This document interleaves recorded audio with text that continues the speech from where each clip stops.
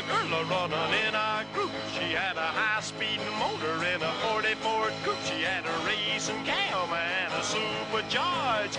Look at Buddy, hot rod at large. She's a hot rod.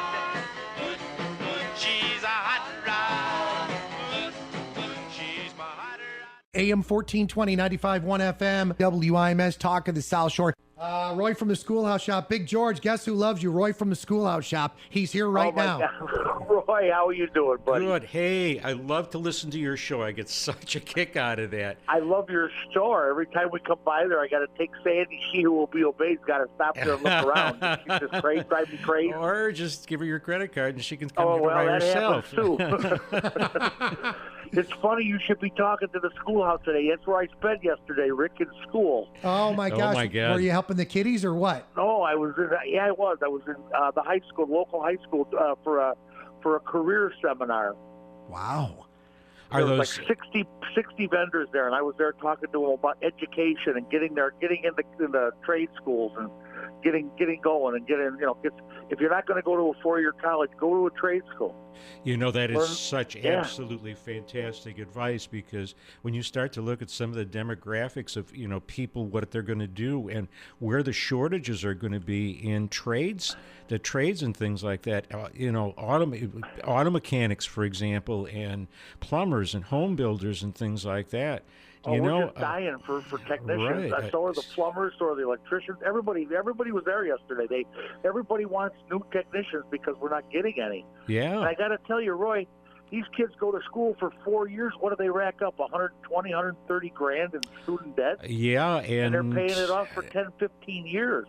Well, longer than that. I was talking to a friend of mine who was one of her relatives is a dentist and did not get out of the debt until he was 45. Holy cow. Yeah. Oh, it's crazy, Rick. I'm telling you, these kids can go to a trade school. They're out in a year and a half to 2 years. They spend 30, 35 grand.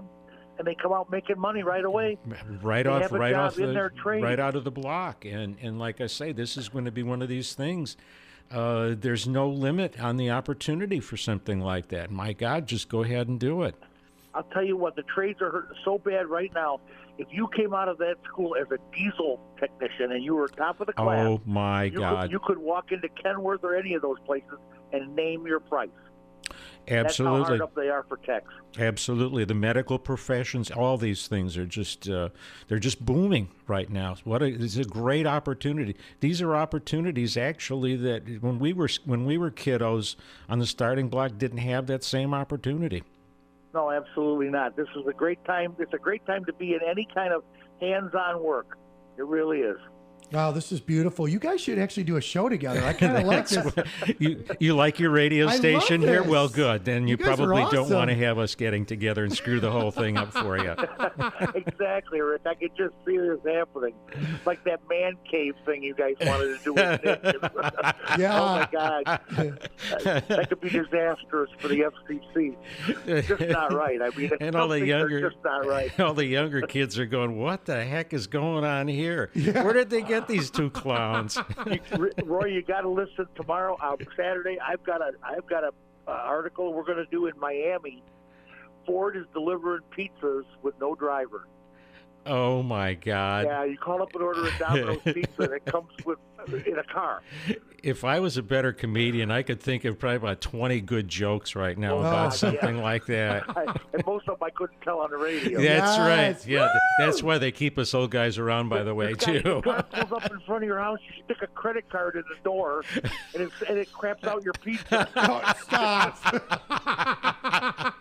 It's unbelievable. And then it goes away. You don't have to tip it or nothing. No, I'm just going to shut up now. How do you tip a car? Yeah. All right. Well, you grab it by the side and push. Hello. Push up, yeah.